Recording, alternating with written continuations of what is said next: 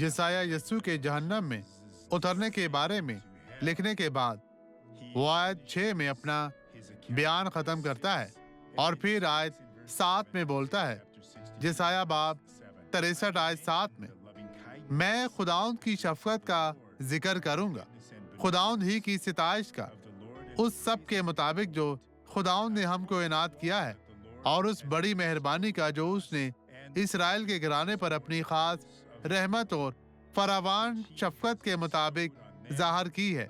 खुदा ने बात की है भाइयों, और ये कोई मुख्तलिफ नहीं हो सकता। खुदावंद आपको बरकत दे, साबित कदम रहें और आप बाबरकत होंगे। अब इस शख्स को देखें जिसने हमारी इबादत में बरकत पाई थी, और मैं वापस आऊंगा। मुझे बताएं ये कैसा मेरी था? टांग में बहुत ज्यादा दर्द, ये मेरी रान तक फैल गया। ये मेरे घुटने में ठीक है, मसला था। सिर्फ यहाँ से यहाँ तक आपको हाँ दर्द जी, होती इस थी, हिस्से में। यहाँ तक, और अब चला गया। ये खत्म हुआ। यस्सु के नाम में झुकें और चलें। जब खुदावंद मैं आपके चलती साथ थी, है। मुझे कभी कभी कुछ वक्फे लेने पड़ते थे। क्या?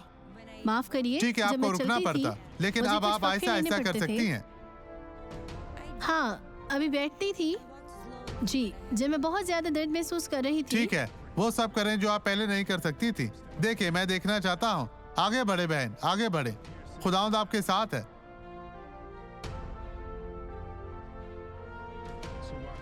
ठीक है, अच्छे तरीके से चले बहन, चले चले, चलती जाएं। खुदावंद तेरा शुक्र हो।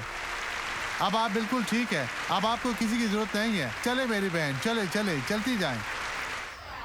अब मैं आपके लिए दुआ करना चाहता हूँ। बाप, मैं अब सबके साथ दुआ कर रहा हूँ और मैं बदी को निकालता हूँ, खास तौर पर वो दर्द तकलीफ जो इस शख्स की कमर में, इनके कूलों में, इनकी रीढ़ की हड्डी में है।